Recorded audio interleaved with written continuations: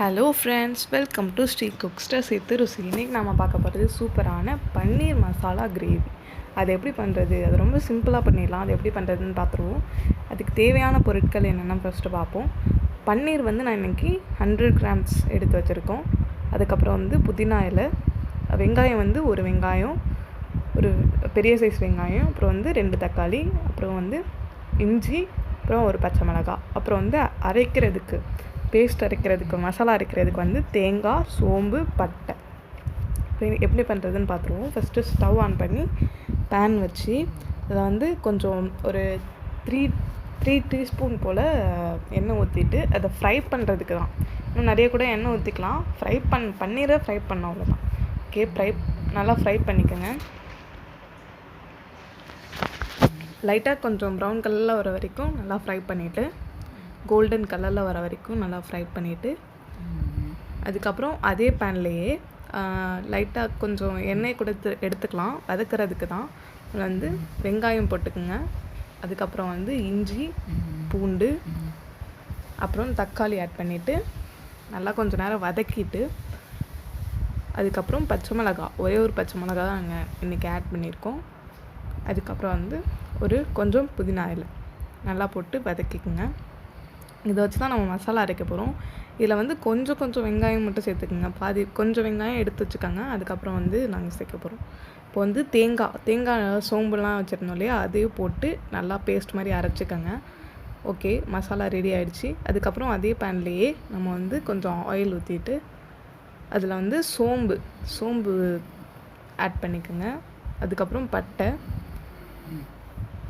Okay, சோம்பும் பட்டையும் இந்த மாதிரி ஆனதுக்கப்புறமா ஒரே ஒரு ஏலக்காய்,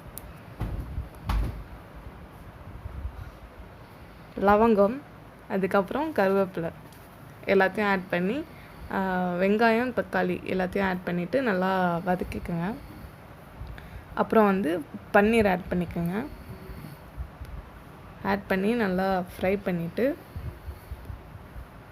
அதுக்கப்புறம் நம்ம அரைச்சி வச்சுருந்தோம் இல்லையா மசாலா, அந்த மசாலாவை சேர்த்துக்குங்க. இது கொஞ்சம் டிஃப்ரெண்ட்டாக இருக்கணுமே அப்படிங்கிறதுக்காக பன்னீர் மசாலா கேள்விப்பட்டிருப்பீங்க, பன்னீர் கிரேவி கேள்விப்பட்டிருக்கீங்க. பன்னீர் மசாலா கிரேவி அப்படிங்கிறது பேரை வச்சுருக்கோம் நாங்கள். ஓகே, அதுக்கப்புறம் மஞ்சத்தூள் கொஞ்சமாக ஆட் பண்ணிவிட்டு, அப்புறம் மிளகாய் தனியாத்தூள் அது நாங்கள் சேர்த்து அரைச்சி வச்சுருக்கோம். அந்த மிளகாய் தனியா பவுடர் எப்படி அரைக்கிறது அப்படிங்கிறத ஒரு வீடியோவை நான் பண்ணி போடுறேன். ஓகே, அதுக்கப்புறம் 1 கப் தண்ணி ஊற்றிக்குங்க.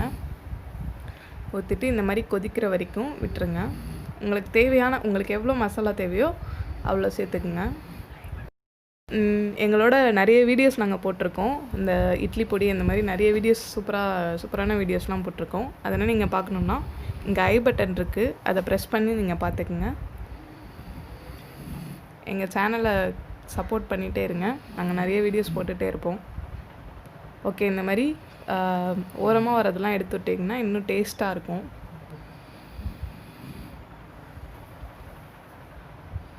ஓகே, இப்போ இந்த டைமில் சால்ட்டு கரெக்டாக இருக்கான்னு பார்த்துக்குங்க. பன்னீர் வெந்திருக்கா அப்படின்னு பார்த்துக்குங்க. இந்த மாதிரி ப்ரெஸ் பண்ணி பார்த்திங்கன்னா நல்லா சாஃப்டாக இருக்கும். ஓகே, இந்த மாதிரி கொதிக்க விட்டுட்டு கொஞ்சம் நேரம் கழித்து ஆஃப் பண்ணிவிடுங்க. இந்த மாதிரி வந்த உடனே இப்போ ஒரு பவுலுக்கு ட்ரான்ஸ்ஃபர் பண்ணிடலாம். பாருங்கள், சூப்பரான பன்னீர் மசாலா கிரேவி ரெடி ஆகிடுச்சு. இப்போ இதை நம்ம டேஸ்ட் பண்ணி பார்த்துருவோம். சூப்பர் ஸ்மெல்லாக இருக்குங்க. வாவ், டேஸ்ட்டாக இருக்குன்னு நினைக்கிறேன். இப்போது ஓகே, டேஸ்ட் பண்ணி பார்த்துருவோம். பாருங்கள், பன்னீர்லாம் எவ்வளோ சூப்பராக இருக்குன்னு தெரியுதுன்னு நினைக்கிறேன். ஓகே, தேங்க்ஸ் ஃபார் வாட்சிங். ஷேர் பண்ணுங்க, லைக் பண்ணுங்க, பிடிச்சிருந்தா சப்ஸ்கிரைப்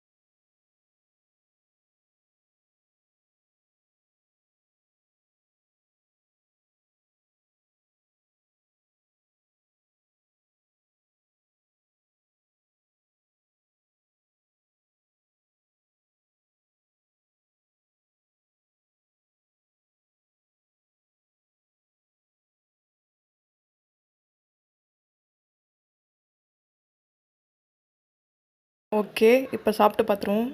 டேஸ்ட்டாக இருக்குது. நீங்களும் வீட்டில் பண்ணி பாருங்கள். தேங்க்ஸ் ஃபார் வாட்சிங்.